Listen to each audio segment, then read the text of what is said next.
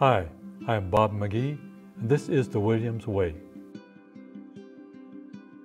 I'm going to read a passage from the Gospel of Mark, chapter 5. In this passage, Jesus had just calmed a storm on a lake where his disciples were in a boat together, and when they arrived on the shore, he had just delivered a man from demon possession. Now Jesus is back on the other side of the lake. I'm reading from Mark, chapter 5, verses 21 through 24. When Jesus had crossed over by boat to the other side of the lake, a large crowd gathered around him. Then one of the synagogue rulers, named Jairus, came there, and seeing Jesus, he fell at his feet and pleaded earnestly with him. "My little daughter is dying," he said. "Please come and put your hands on her so she will be healed and live." So Jesus went with him. Now we know that on his way to the home of Jairus, Jesus encountered a woman who touched the hem of his robe, and she was healed. Now skipping to verse 35, the woman has just been healed. Verse 35.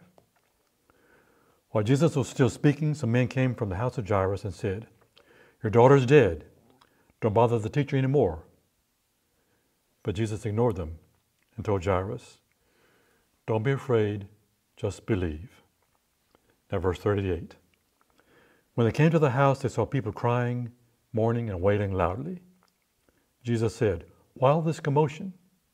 The child is not dead, but she's asleep." But they all laughed at him. The first thing Jesus did was put them out of the house. He only allowed the parents of the child, a few disciples, in the room with him and the little girl. Now this may be a stretch. In fact, it may be a big stretch, but think with me for just a moment. I like to think of the criers, the mourners, the wailers that Jesus encountered as being the naysayers, the negative ones of today. All we have to do is to turn on the news or look at social media. Look at today's society. There's the pandemic, civil unrest, there's a political mess.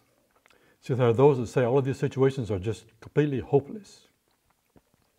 There are the criers, the mourners, the wailers, the negative ones that say everything is hopeless. We need to remember, with Jesus, no situation is hopeless.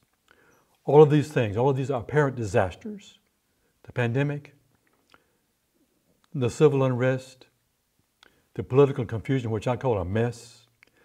See, every situation is redeemable. Nothing is hopeless. So now what do we do?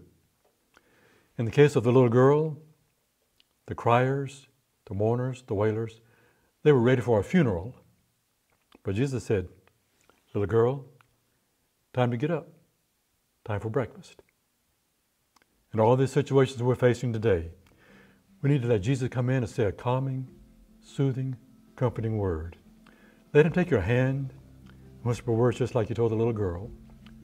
"Come on, little girl, time to get up." And let's let the criers, the mourners, the wailers, let's let them continue to wallow in their misery, in their disaster, if they must, but that is not for believers. That is not for us. Our prayer today for us is that we will tune them out and listen to the gentle, calming, loving words of Jesus. Let's take his hand, be comforted, and enjoy his peace. Just like Jesus told Jairus, "Don't be afraid, just believe." Like I told the little girl, "Come on, little one, time to get up now." Be blessed.